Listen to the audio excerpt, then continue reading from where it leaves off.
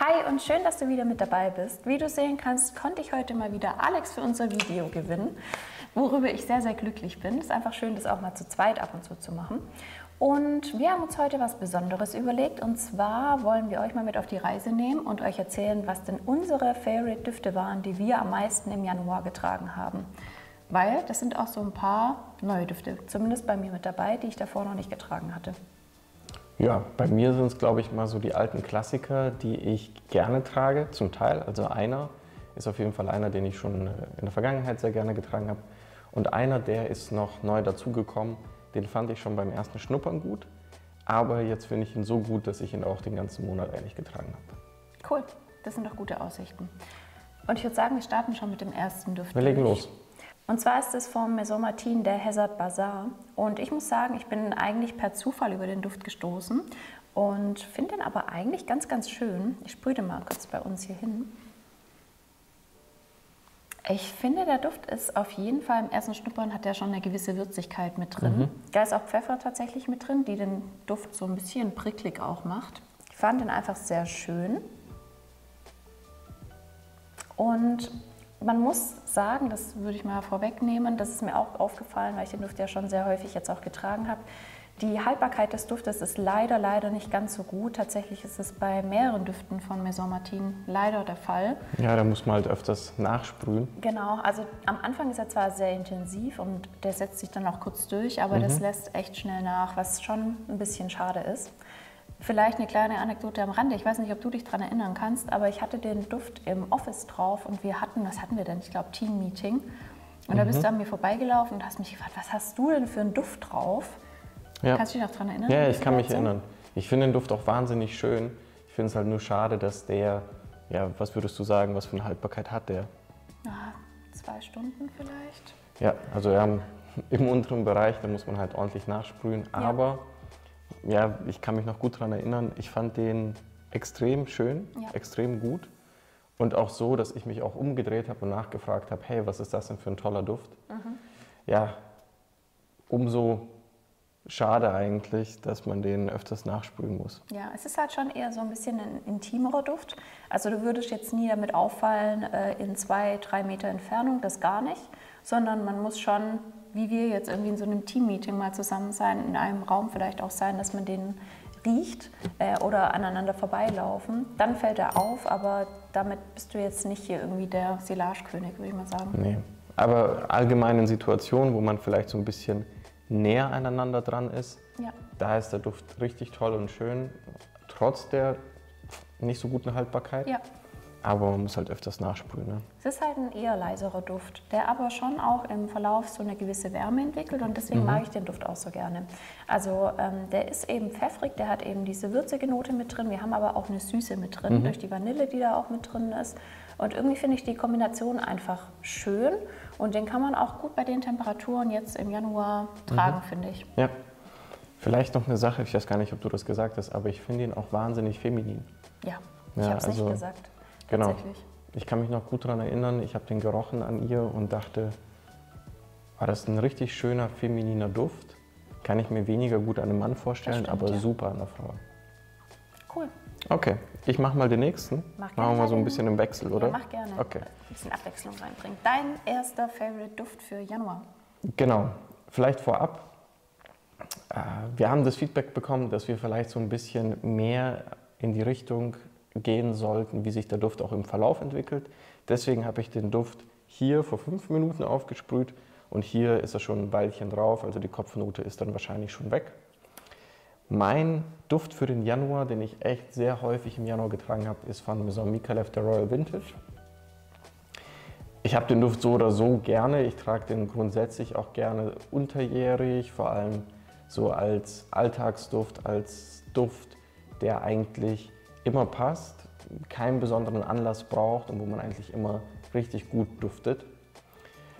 Jetzt in der Entwicklung, im Verlauf des Duftes finde ich ihn auch recht spannend. So ganz grundsätzlich, wenn man den Duft aufsprüht, frisch, so wie ich es hier gemacht habe, da nehme ich vor allem starke Ledernoten wahr, eine fruchtige Ananasnote, Zitrusfrüchte, weniger Patchouli und weniger die holzigen Noten, die dann eher so ein bisschen an Wald erinnern. Und dann im Verlauf, also wenn dann der Duft mal ein bisschen länger auf der Haut ist, ich finde, dann kommen die herben Noten deutlich stärker durch, die Pfeffernote, die Patchouli-Note, die Ledernote, die fruchtigen Noten gehen so ein bisschen in den Hintergrund, was ich persönlich aber auch ganz schön finde. Ja, der Duft ist immer noch sehr, sehr gut von der Haltbarkeit. Ich finde auch, der hält sich so im mittleren Bereich, vielleicht so irgendwas zwischen so um die 6 Stunden, würde ich sagen. Dann kann man ihn wieder nachsprühen. Er ist nicht zu leicht, nicht zu schwer, immer schön wahrnehmbar.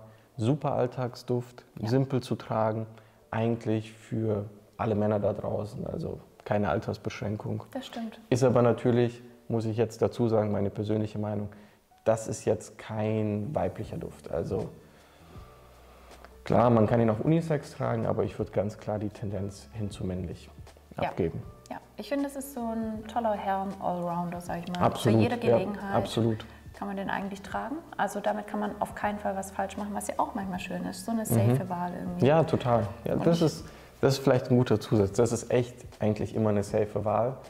Und ich kann mich da auch noch gut daran erinnern, als ich mit Geoffrey von Maison Micallef dazu gesprochen hatte.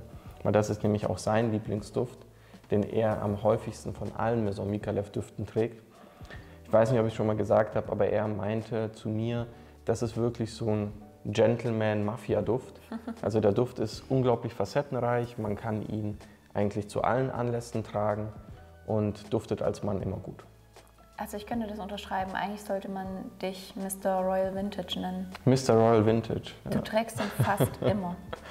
Ja, Also ich trage ist so den dein fast immer. perfekter Alltagsduft eigentlich. Also Ja. wenn du nicht weißt, welchen Duft du auftragen willst, dann ist Royal Vintage auf jeden Fall immer die richtige Wahl. Ja. Und falls das mein Friseur sehen sollte, was ich nicht glaube, Props gehen an dich raus.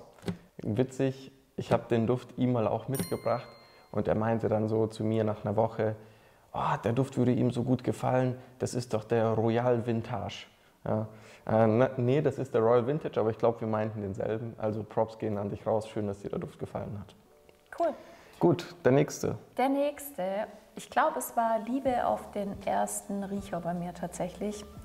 Es ist einfach so ein toller Duft und ich weiß, er passt irgendwie nicht klassischerweise jetzt in die Jahreszeit mit rein. Ich habe ihn trotzdem sehr, sehr häufig getragen im Januar. Ich meine, man muss einfach das tragen, was einem gefällt. Und zwar ist so, es von Inuit Nomad der Sun Bleached. Und wie der Name schon sagt, eigentlich passt er nicht in den Januar rein. Gar nicht, Wobei, ja. halt, wir hatten ein paar sonnige Tage im Januar, von dem her. Stimmt, eigentlich war der Januar ja wahnsinnig warm. Also zumindest die erste Januarhälfte. Ja, riechst du ihn?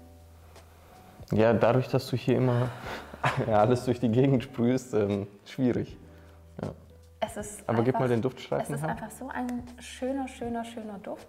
Tatsächlich in der Duftbeschreibung wird ein Tag eher so im Mittleren Osten beschrieben. In der Wüste, langes weißes Leinenkleid, Hitze und dann quasi der Duft wie sonnengebleicht einfach, jetzt mal wortwörtlich überschrieben oder übersetzt, nicht überschrieben. Ist auch sehr zart und hautnah, ne?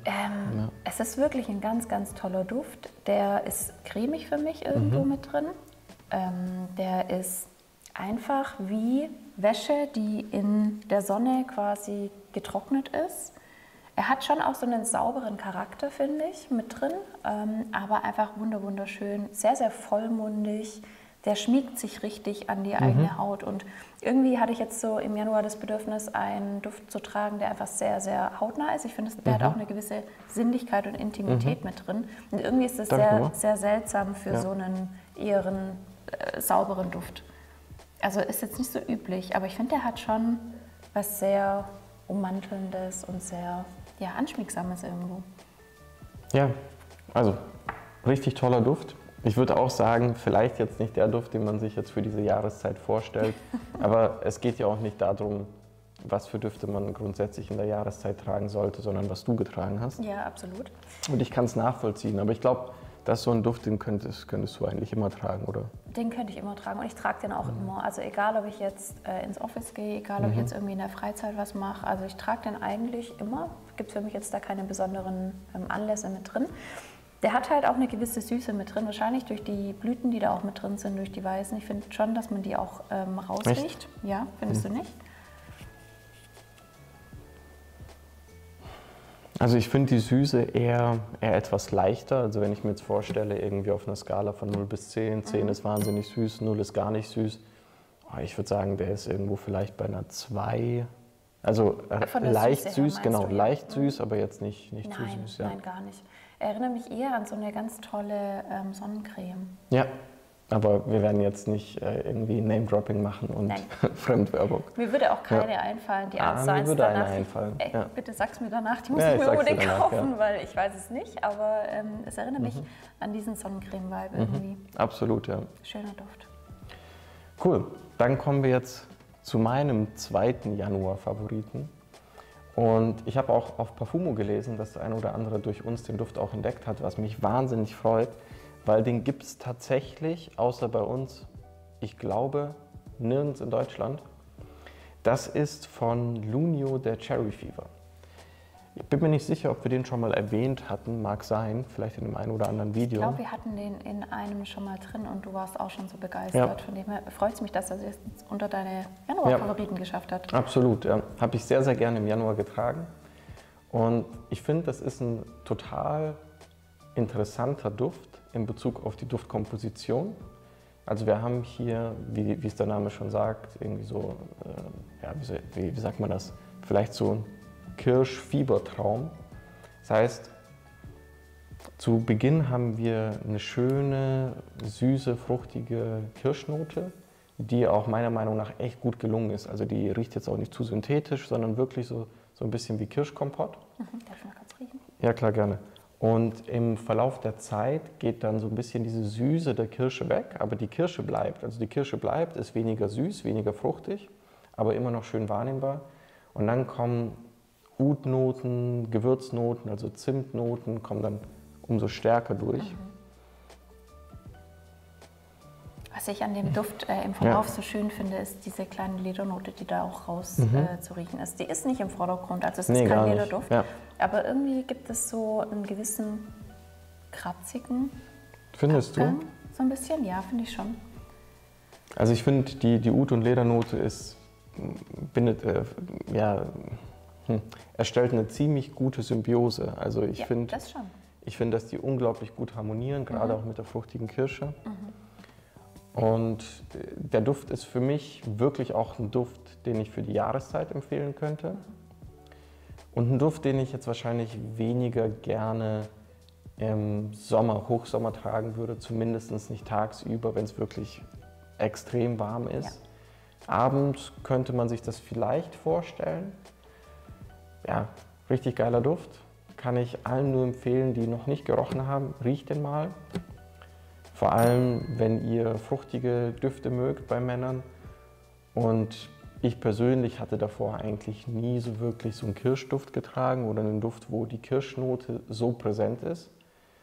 Und muss sagen, ich habe da jetzt echt Blut geleckt. Also gefällt mir sehr, sehr gut. Aber du würdest jetzt auch nicht sagen, dass es ein reiner Männerduft ist, oder? Weil ich könnte mir sehr gut vorstellen, den auch selber zu tragen. Absolut, ja. Also kann ich dir nur zustimmen. Ja. Ich würde nicht sagen, dass das jetzt ein reiner Männerduft ist. Ich finde, auch eine Frau kann den echt gut tragen. Ist eigentlich ein ziemlich gelungener Unisex-Duft, um ehrlich zu sein. Also, ja, absolut. Aber hier haben wir den schon ein bisschen länger aufgesprüht. Das muss man jetzt nochmal dazu sagen. Also der Verlauf ist so, dass man am Anfang die süße und fruchtige Note der Kirsche extrem wahrnimmt. Ja. Und das nimmt dann ab. Und dann kommen eben diese Leder-, Oud-, Gewürznoten durch. Die machen den Duft auch ein bisschen wärmer, ein bisschen würziger auch, was ich persönlich aber auch sehr, sehr schön finde. Schöner Duft, intensiv, perfekt für die Jahreszeit, wie du auch gesagt hast. Absolut. Cool. Ja. Da kann ich mich auch gar nicht satt riechen. Also. Oh, jetzt geht's wieder los. Ich dachte schon, du willst hier wieder eine Sprühparty veranstalten. Nee, das mache ich jetzt nicht. Hast du schon gemacht. Okay, ja. Sehr gut. Ja, richtig geil. Und mir fällt noch was ein. Das ist noch so ein Zusatz. Amaretto-Kirschen. Also gerade am Anfang, weil ich habe mich die ganze Zeit gefragt, an was erinnert mich denn diese Kirschnote? Ja, es ist eine Kirschnote, aber ich finde, jetzt kam es mir irgendwie in den Sinn, Amaretto-Kirsche. Das ist so ein bisschen diese fruchtige, alkoholische Kirsche. Ich muss so ein bisschen an Sirup denken. Vielleicht ist es aber auch dieses alkoholische, sirupartige, also es ist schon sehr süß zu Beginn. Ja. Und dann wird es aber zunehmend unsüßer. Ja, im total. Verlauf. So. Schön. Ich rieche einfach mal weiter. Ja, riech du mal weiter. Wir hoffen natürlich, dass Düfte dabei sind, die dir auch gefallen könnten. Teste sie doch gerne mal aus und schreibe in den Kommentaren, ob sie dir auch so gut gefallen haben wie uns. Und wir freuen uns, wenn du beim nächsten Video auch dabei bist. Super, vielen Dank fürs Zuschauen. Bis ciao, dann. ciao. Ciao.